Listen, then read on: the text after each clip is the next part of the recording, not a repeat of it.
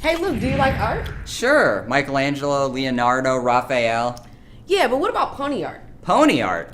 Yeah, we got exclusive interviews with the artists in Artist Alley at Canterlot Gardens. Let's check it out.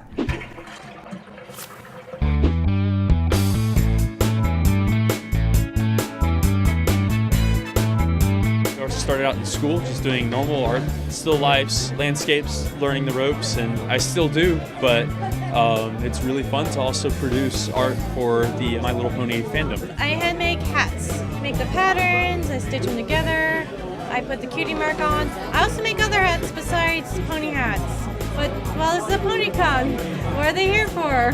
I sent the first major painting that I did for My Little Pony to the Traveling Pony Museum, which is a project run by a woman named Purple Tinker.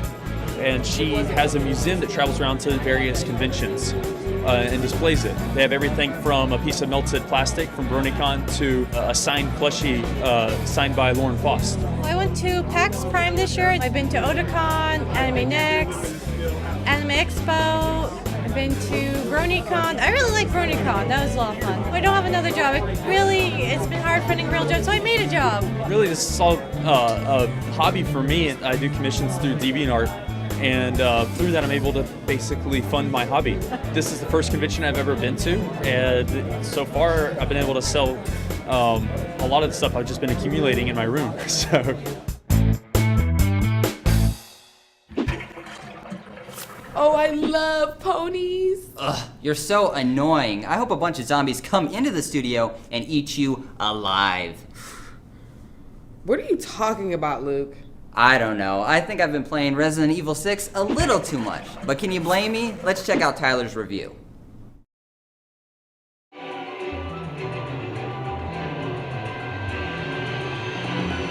Not satisfied with 5 Resident Evil games? Well, good, because they made another one. Resident Evil 6 is a great game, faithful to the zombie-killing franchise, but is reinvented enough to hold up as a standalone title.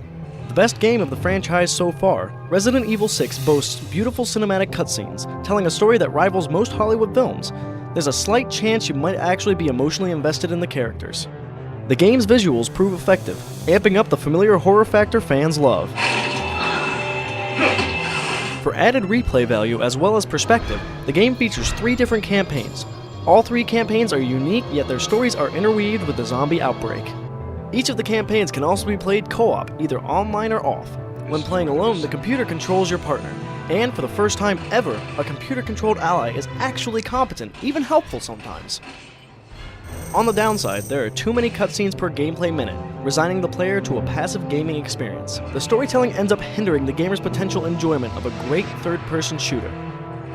Also, interacting with Resident Evil 6's environment often feels contrived and disrupts the flow of combat. The bummer of this zombie tale is the lack of a villain.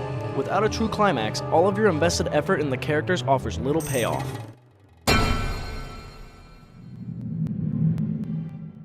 Resident Evil 6 shines with its compelling characters, multiple campaigns, and great visuals, but the overwhelming cutscenes and the interactivity with the environment sometimes pull you out of the combat. We give Resident Evil 6 3.5 out of 5 goofs.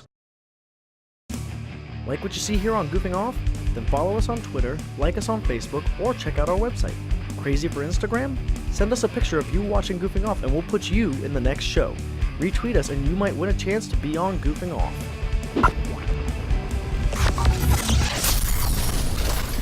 Now it's time for the Goofing Off Top 5.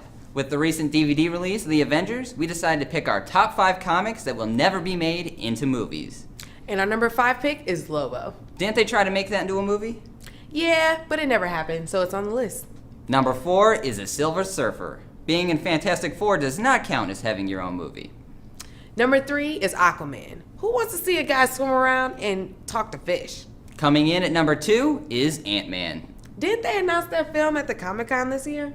Doesn't matter. This movie isn't gonna make it, even with Simon Pegg.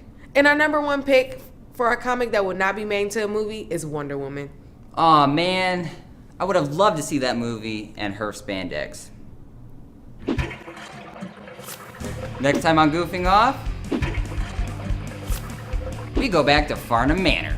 We get the scoop on Dishonored. And we stop by a local comedy club to see if some amateur comics can make Tyler's dead heart come back to life. Until then, I'm Luke Janesco, And I'm Danny Mars. and thank you for taking the time to goof off with us. Want to cut my head off or something? Please do. I'm ready. Be like, wow, I wish I never hired him. Thank you. Thank you, James. Your hands on Resident 6. What? See how short he is? You see how short this guy is? This is what I deal with all the time. So I don't understand how I can respect your opinion in film.